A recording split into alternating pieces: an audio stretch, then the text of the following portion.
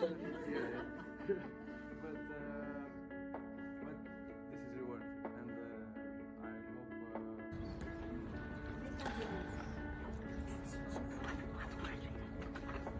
hope.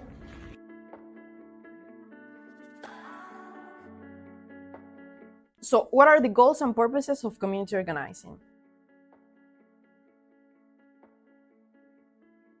Community organizing is about giving back the power to citizens and what democracy looks like in the 21st century, where the citizens believe that the national institutions and the European level institutions are hollowed out and they give no power to the voices of the normal citizens. There is not a single approach, strategy, and way to apply community organizing. Nevertheless, the purpose and goals stay the same. That is, reaching out to specific local communities and initiating a process that is both time intensive and often not that easy to empower the community to take ownership of their issues and apply tools that develop solution finding competences and thus take ownership of the solutions. One of the main goals and purposes of community organizing is to develop local leadership. Often, an indicator is the quality and level of commitment of local leaders involved in campaign and action.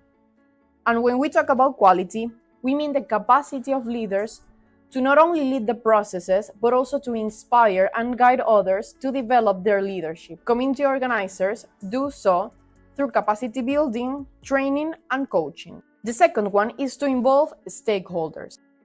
Every community faces problems, and within those problems, specific issues can be found that need addressing and solutions as a step towards solving the more significant problem.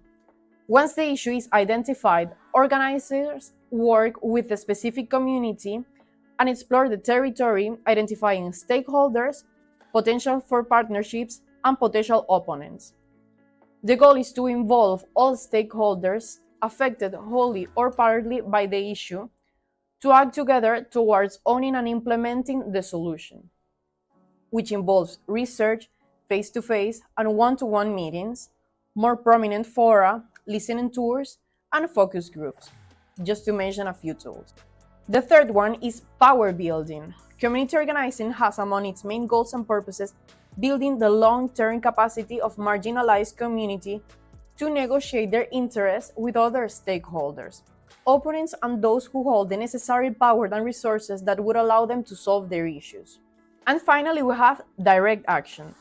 The final goal and purposes is to engage the community in actions and tactics that range from data collection, research, and evidence building to public education and debate, with a readiness to confront and challenge relevant decision makers and holders of powers and resources.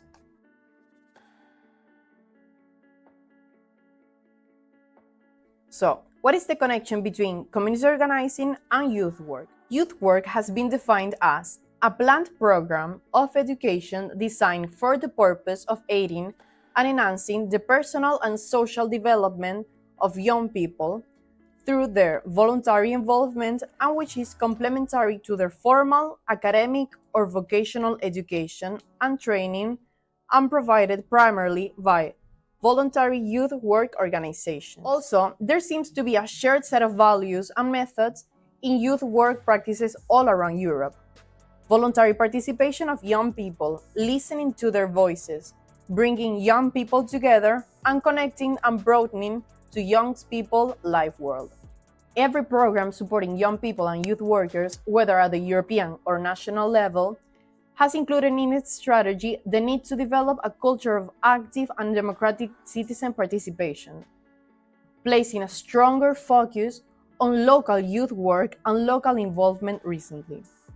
And this is happening in a context as defined by the Council of Europe's Parliamentary Assembly. The paradox of today's democracies is that although never ever in the lifetime so many people have lived in democracies, never were so many people disappointed within the quality of their democracies they live in and experience on a daily basis.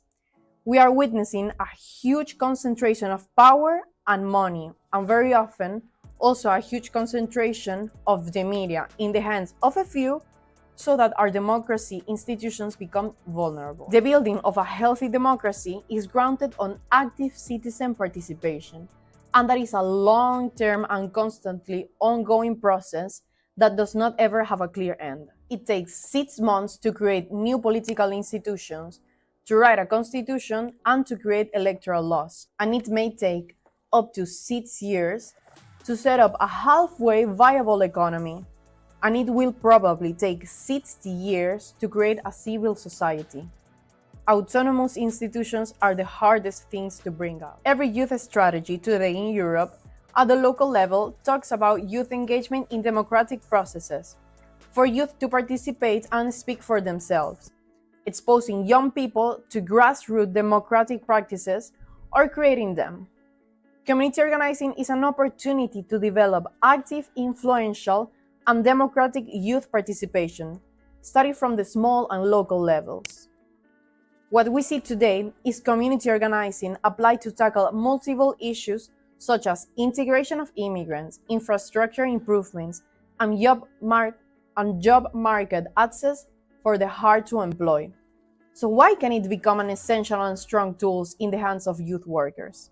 Through community organizing, young people are allowed to take an active role in democratic processes, make stakeholders more transparent and accountable, and actively participate in decision-making processes that can shape the future starting from their communities and potentially beyond that, promoting a healthy and participatory democracy. Now is the time when we need value-driven active citizens to become influential players in our communities. The first step should happen with youth and fostered by youth organizations, because community organizing is a democratically governed long-term process where young people can come together to act in their shared self-interest, to identify community issues as well as solutions, and therefore to take action by engaging the power structures that are in place and make the solution a reality.